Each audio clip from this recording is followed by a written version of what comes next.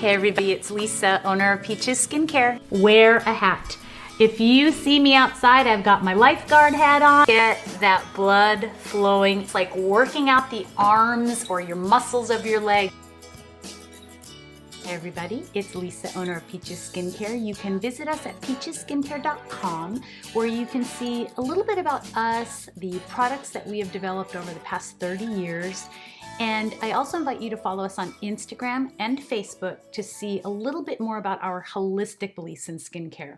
Now, I typically answer everything on YouTube, so always comment with kindness and love below. And if you have not subscribed, it costs nothing to subscribe, and you help me so much to get my videos seen. So like this video, subscribe to this video, and share this video.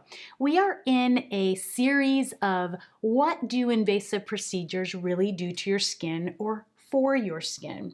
And today I thought we would talk about fillers. Now I'm going to cover about 4 of them. We all know about botox. Botox is a botulism.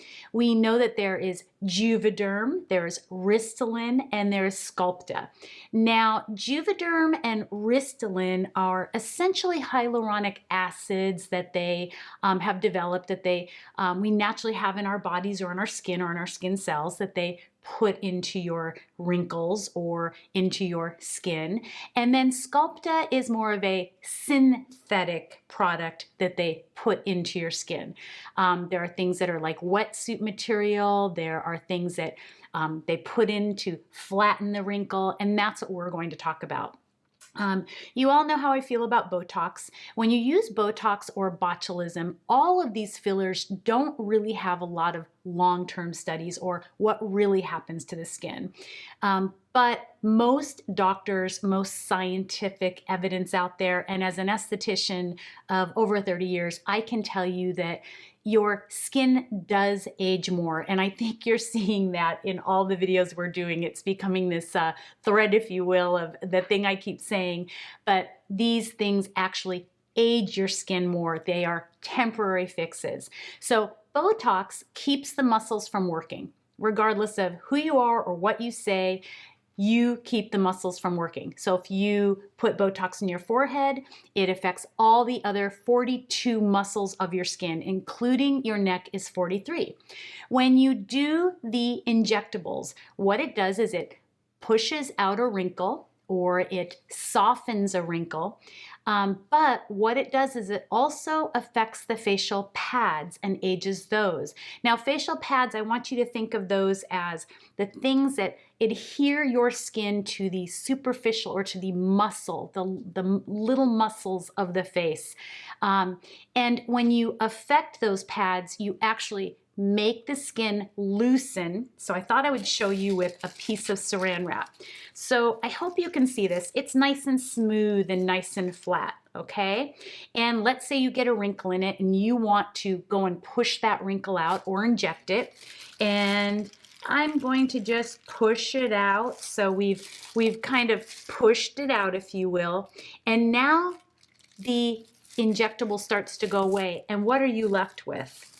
Not a great example, but a pretty good one. You're almost left with this sagginess. So think of it as anything that you would push out. I suppose if you had, implants, if you are pregnant, you push out, and then when that thing is taken away, you are left with saggy skin. And we see this a lot. We also see scars or lumps. And again, they see this with all of the different fillers, where you'll touch an area and you can feel where the skin, thinking that it was something unnatural, almost keloids around it. So it causes a lump under the skin, or it can cause a little bit of a scarring. And again, when it goes away, those lips or that skin that's been pushed out is then brought in and sags. And then we need to talk about the mental health of your body or of your mind from doing all these things. I have seen more men and women think they were going to do one thing and then not be able to stop because they're constantly trying to strive for that youthfulness or strive for not accepting wabi-sabi, the Japanese word for accepting the imperfections of life, of aging, to embrace aging. And I think what happens is when you start these things in your 20s, you really don't know where to stop. And because you've sagged your skin or you've pushed your skin out and then it sags unless you keep doing this, and then you just keep doing more, and the lips aren't big enough and the wrinkles, I don't want any expression on my face, so I'm going to pull it all back. You really mentally start not accepting who you are and what your skin should truly be. I think we see that a lot on social media, where people are telling you that this machine or this moisturizer or this thing made me look softer and beautiful, and everyone looks at you with this pulled back skin and this skin that looks very waxy, when in fact they have done so many procedures, they don't know when to stop. And then, like I said, in lasers, you're having to cover your face up with foundations and things just to make yourself feel better. So I hope that this resonated with you. I hope you understand that if you do fillers, please go to a board-certified plastic surgeon. Don't just have these done anywhere. Recognize that this is something that does have a long-term effect that can be negative. It can age the skin faster. It does age the skin faster. It can affect your skin at a cellular level. It can affect the fat pads. It can affect the pads on your skin that adhere your skin to the muscle. And it can really make your skin or your face structure change. So you may look at a picture of yourself 5 years ago and you don't even look like the same person that you do now. Accept who you are, love who you are.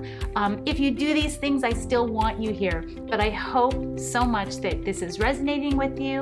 If you have any comments, comment with love and kindness below, and I hope that you all learned a little something and you stay beautiful naturally.